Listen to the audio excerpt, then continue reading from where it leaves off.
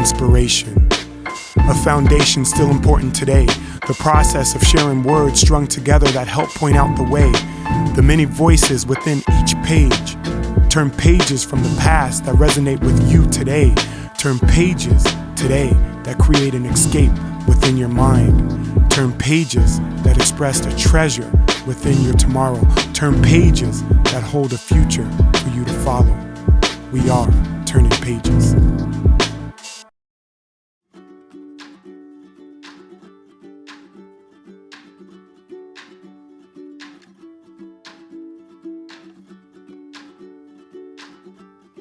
Hello, my name is Charles Owusu-Ansah, and I am electrical engineer at Micron Technology.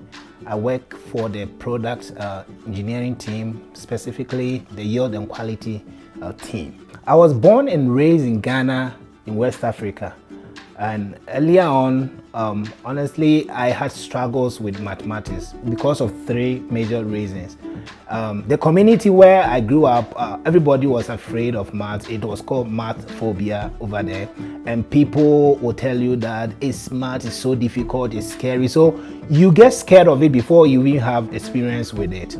And then also, I think the teacher who taught me earlier on also didn't help out much. And the method, the third reason why math was a challenge for me was the method of which the approach to study mathematics. I was trying to memorize everything and then give it out whenever I was asked. But then none of these things worked out for me very well. So this is how I overcame my math challenge. I changed the approach by practicing instead of trying to memorize it, and also asking a lot of questions to be able to understand the concept, the formulas and the equations, so that I don't need to memorize them during a test or something. I was able to just, based on my understanding, I was able to write every test that I was given. Honestly speaking, I realized that it wasn't difficult as people said it was, if you give it the time to practice more often. The fear of it sometimes scares people that they don't even want to study it, and the cycle goes on. You don't study, you fail your test, and then you keep being afraid of it. But if you take time to practice it, everybody can do math. Currently, as engineer at Micron, honestly, it's always numbers. Even when I go to the laboratory to make a test, it comes out as a bunch of numbers, a list of voltages, current, frequencies. So it's numbers everywhere. In my daily job, I deal with numbers. And that is where mathematics helps me a lot, because it helps me make sense of the numbers that I'm always seeing, and how to organize the numbers, put some in a chart to be able to present to leaders to help them make decisions based on these numbers. If I have not given myself the opportunity to study maths and master it, I think I would have had a lot of difficulty at my job right now, because it's a lot of numbers, and if you're afraid of numbers, then you can't do the job. This book, I love all the four characters in this book, and especially I connect with Catherine, because she asked a lot of questions, and I asked a lot of questions, not just when I was a kid, even now at work, I ask a lot of questions. By asking questions, I'm able to get new information from people, and also I'm able to compare what I know with what others think about it. So I'll go and ask the question with an answer in my mind, and I'll compare the answer I'll get.